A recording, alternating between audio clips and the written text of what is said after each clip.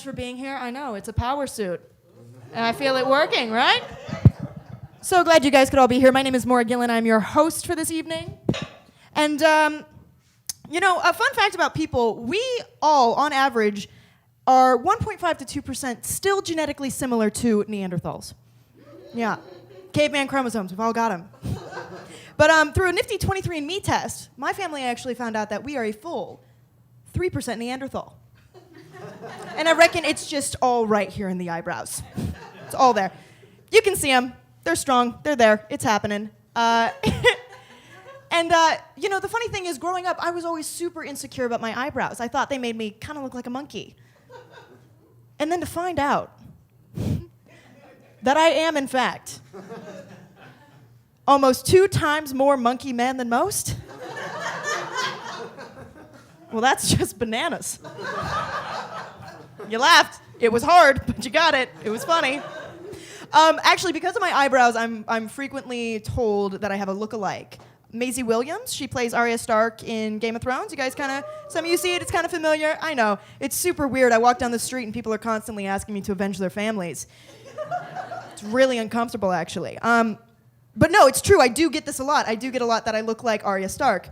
So what you're telling me is then that I look like the girl who will murder you if you piss her off enough.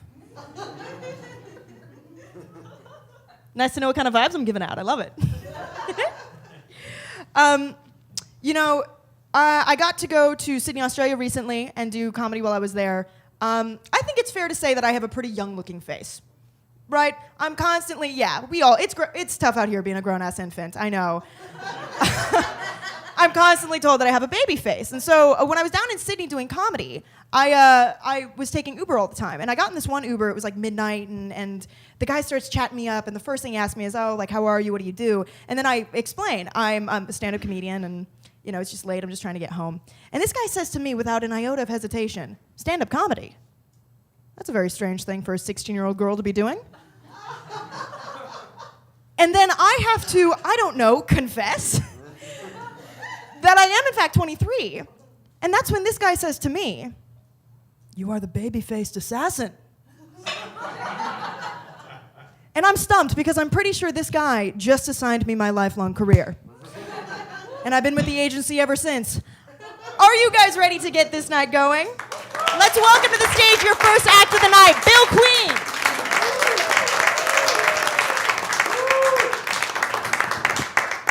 All right, how we doing? Yeah, that is correct. My name is Bill Queen. No, I'm not gay, just my name is. Found out at a very young age that this was not the name that fits my personality. Used to steal quarters from my grandma and go to the arcade because I'm older than Nintendo. Played Double Dragon. So good at it. Put my initials in all the time. Proudly. BJQ. Yeah. 4th grade, before I had any idea what sex was, the older kids in my neighborhood referred to me as the blowjob queen. I know. Oh, it started off so rough. Luckily, kids aren't mean and things don't travel all the way to high school. Got a car. Fixed it up real nice. Me and the one kid at the end of the block that didn't make fun of me every day. Put a lot of work into it. Remember drag racing? Before Vin Diesel changed the game? Yeah. One Saturday night, I lived a quarter mile at a time, 3 times. Won all 3 races. Yeah, super proud of myself, really happy, never done this before. Proud of my accomplishments. I show up to school Monday and they're all calling me drag queen. Like, I just can't escape it. It's awful. Went to my high school reunion, I overheard somebody say, man, I was hoping that guy'd wear a dress. Come on, I never wore a dress. Won 3 races. Also never graduated high school. Joke's on them, I showed up anyway. He shouldn't have made fun of me so much. Maybe I'd have stuck around. Things didn't get any easier. I've worked a number of jobs throughout my adult life and hated every one of them. No, maybe it's me. I don't get along with my coworkers. I hate every coworker I have now. They put me on a thing called the Brown List. You ever heard of this? It's the list of people seen leaving the restroom without washing their hands. Specifically this hand. But like I took a shower before I went to work. Was at work for a few hours, had to use the restroom, but I got work all over my hands. No need to spread that dirt. I washed them off really well. Bumped the bathroom door open with my shoulder, used the urinal without getting it on my fingers because I'm an adult. Didn't flush, because who wants to touch that thing? Grabbed a paper towel to open the door on my way out. So if the only thing I touched in that room was the cleanest thing in that room, why am I washing my hands? I don't care what they think of me. I'm pretty sure I don't need the job anymore. Recently got an email confirmation. I'm getting my own hour on television. Yeah, thanks. People usually, no, don't force it. Like, people usually just clap right away on their own. No need to, feel compelled to be proud of me. You don't know me. For the two of you that seem like you really cared, you can find me on the Discovery Channel. I'm going on Naked and Afraid. Oh, I figured out the secret to beating the shit out of this show. 21 days naked in the jungle with a partner, and you each bring a survival item. Like, come on, how tough could this really be? You just got to bring the right survival item. My partner will be a white lady from the San Diego area, because that's just how the show works. It's all right. White lady from San Diego area brought a fire starter. That's great, right? Instant fire anywhere in this jungle. That's a powerful tool to have. Because I'm bringing a pound of meth. Who here's met a drug addict with hunger pains? Yeah, solved the first problem, we haven't even left yet. Well, maybe we should fashion a spear and try to get some fish out of that river. Like, no, I'm not really hungry. I had a power bar 3 days ago, I'm doing all right. Well, maybe we should gather some lumber and we'll build a raised platform to sleep on. No, I'm not tired. Took a nap 4 days ago. Jesus, we just got here.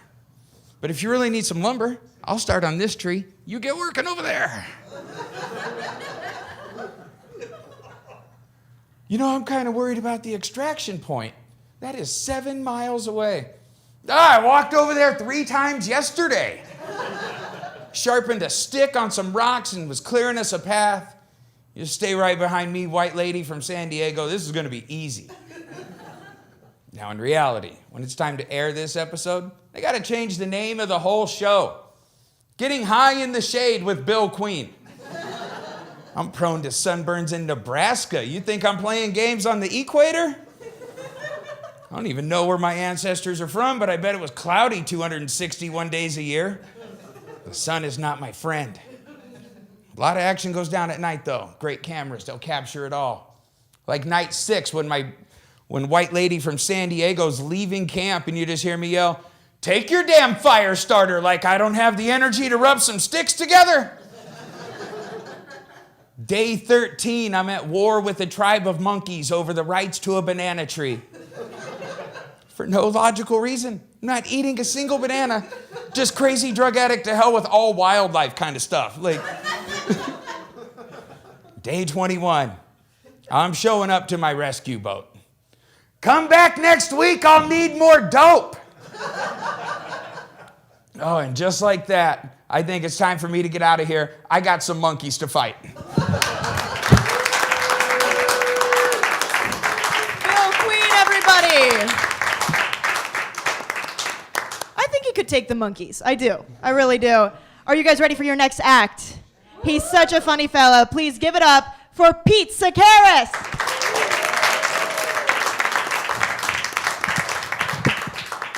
All right, how we doing? Good. Tell you a little bit about myself. The world will soon celebrate Cerebral Palsy Awareness Day, and I have cerebral palsy, so I'm very aware of it. It's a brain disorder that affects the motor skills, muscles. It mostly affects my lower extremities. Hi-oh. No wonder I walk with a limp. Wink. It affects my hand gestures, too. Like, I can't tell someone peace without looking all alien-like.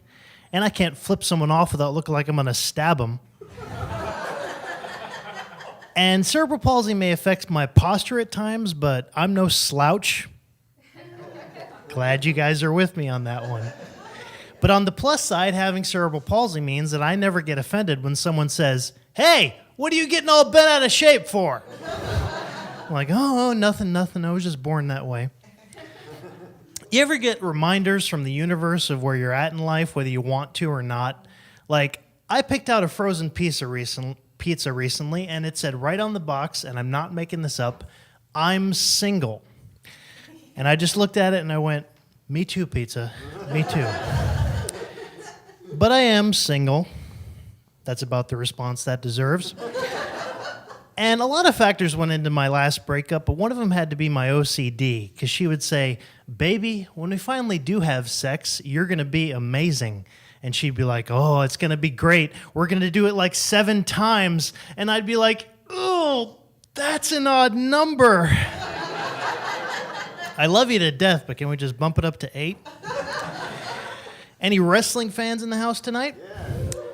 I'm involved with the local pro wrestling scene in Omaha, and I perform in a lot of these small towns on like these independent shows, and I've had a lot of weird experiences.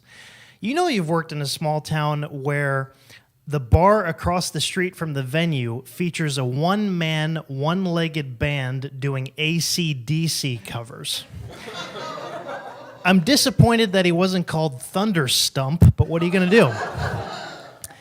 And like, the wrestling business is weird. Like, I've been on shows where the concession stand was literally a woman handing out gum.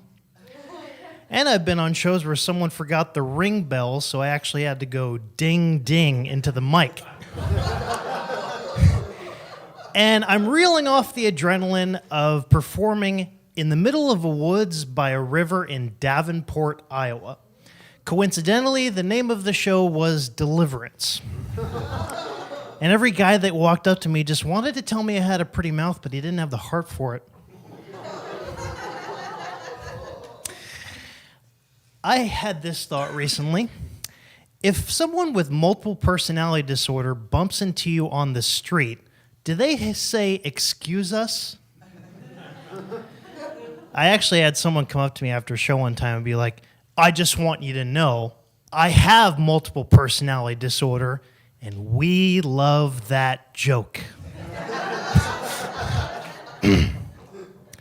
I'm a fan of anything vintage, like the soda in the glass bottles, and I found out that if you buy the Coke in the glass bottles at Walmart's in the Midwest, it'll ring up as, and I'm not making this up, Mexican Coke, which I find interesting because most people who want Mexican Coke don't need to go to Walmart. I don't drink, I don't smoke, I don't do drugs, but I've been pressured a time or two. My friends made me take a shot of an unholy concoction known as Rumplemints, and it was disgusting. It tasted like Altoids and fascism. And I had a comedian come up to me one time and be like, "Dude, you should smoke weed."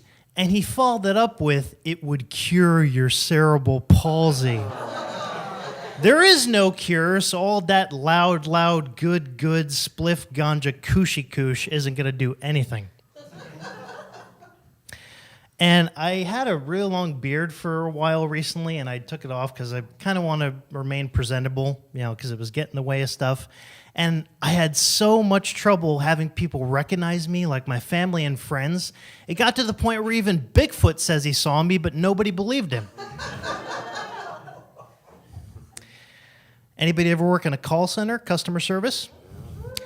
I've worked in a call center for 11 years, more or less, and have maintained my sanity for the most part. And I found out pretty quick that you've worked in a call center for way too long when a girl comes up and hugs you, and the first thing out of your mouth is, "Thank you for holding me." It comes in handy when you get in an argument, too, because they could just, scream at you and yell at you and cuss at you, and you'd be like, "I'm sorry, I didn't understand your response. Please try again." But I knew I was in trouble when I had a girl in bed with me, and that's not the joke.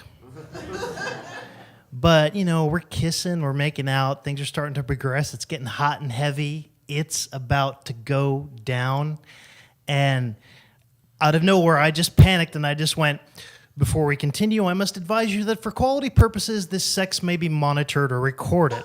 All right, I'm Pete Sakaris. Thank you very much. Sakaris, everybody.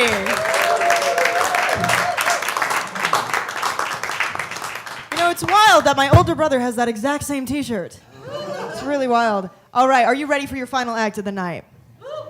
Of course you are. Yes, you're not even going to know what to make of him. He's so funny. So get it going, get it hype. And let's bring on Mark Sibbett.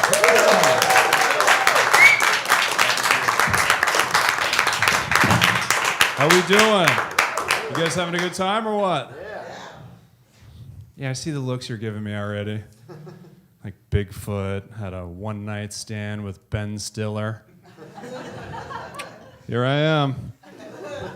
Just feel the need to address that up front. I've also heard Ben Affleck, Aaron Rodgers, and Ross from Friends. Glad we got that out of the way. And before I stepped up here, the camera crew had to actually practice raising the camera for me as well, too. So, I'm 40 years old. I usually either act like I'm 70 or 10, which actually averages out to 40, so whatever. Sorry to make you guys do some elementary math there real quick. I have a relative who eats only raw meat. Yeah, that's it. I haven't gone over to dinner at his house yet. I imagine his refrigerator looks like Hannibal Lecter's. But only raw meat, no veggies. He says these vegetables are terrible for us.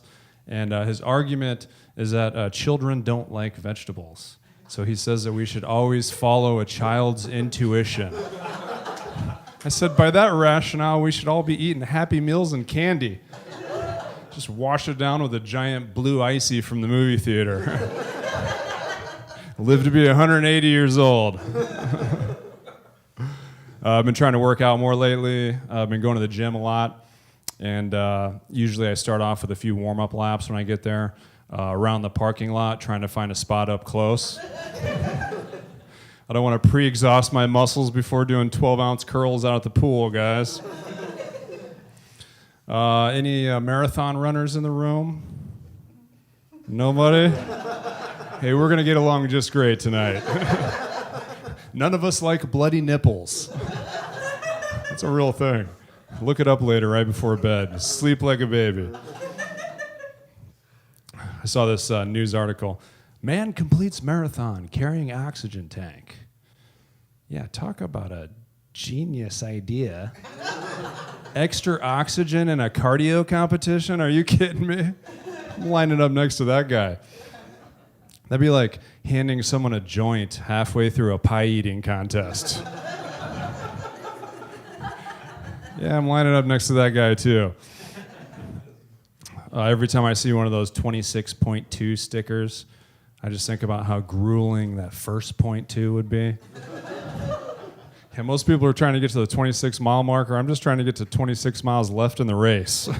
It's my first major goal. I think I'm going to make a sticker that says minus 12.0. Got to the starting line, changed my mind, went to a bar and crushed a 12-pack instead. You guys would buy that, right? I've been working in the restaurant industry for a long time, and you know that you're a bartender or a server when you see golf on TV and it suddenly reminds you of the Arnold Palmer you forgot to make 3 days ago. That's how you know you're a bartender or a server. You start having nightmares about that stuff. Anybody here currently on the job hunt? Yeah, me neither. My boss is right over there, actually. Huge pain in the ass, though, isn't it? Especially the resume process. And everybody embellishes a little bit on their resume, right? Like, even if it's just a little white lie, like Harvard University, instead of Harvard Penitentiary, School of Hard Knocks. Sure, my resume basically looks like the streets of Omaha, just a bunch of missing pieces and no clear path. 132nd center, that's the trajectory of my career right now. I love the suit and tie interviews where they tell you you can take your jacket off and get more comfortable, but you leave it on anyway because of the pools of sweat just rapidly bleeding towards your tie. You've wiped your hands so many times when you stand up, it looks like you pissed your pants. Yeah, this guy's going to keep cool in a $50 million negotiation. I think one of the stupidest questions in the entire world is, what is your desired salary? Because desired is a pretty strong word, right? Like, we should only use the word desired when we're talking about things like Totino's pizza rolls. Like, I strongly desire to crush that entire 48 pack right now. But a 40K salary at 70 hours a week and carpal tunnel syndrome, I don't strongly desire that. So since you're asking me to be completely honest on this application, let's go with an annual salary of 185 trillion, plus residual commissions. And if there's any way you can pull this off, I would really appreciate it. I would like my own Keurig as well. Thanks, I appreciate that. Any couples in the room? Yeah, we have some people who don't want to be couples in the room. No judgments. I remember once upon a time when it was considered inhumane to break up with somebody over the telephone. You guys, some of you guys remember that? Like you had to do a face-to-face like a real person. Technology's changing stuff though. Like, it's gotten pretty ruthless. Like, I'm just waiting for a girl to break up with me via Netflix. All right? She's like, send me a text message. You know, I don't have time to talk about it. Just check your Netflix. Check my Netflix. I log in. It says, continue watching for Mark. Sleeping with other people. Do I be immature and reply with new girl? Or just be happy that she wasn't watching Baby Daddy. And had to pull a Narcos and disappear the hell out of here, huh? I've made the decision recently that I can no longer date millennials. Sorry, ladies, but every time we hang out, all of my phone chargers end up missing. You're like the new age lighter thieves. Like, guys, could you imagine if they made a phone charger that was built into a hoodie? We would be screwed. Like, before she tries that charger hoodie on, I'm going to charge her a security deposit. Hey, that's my time. You guys have been great.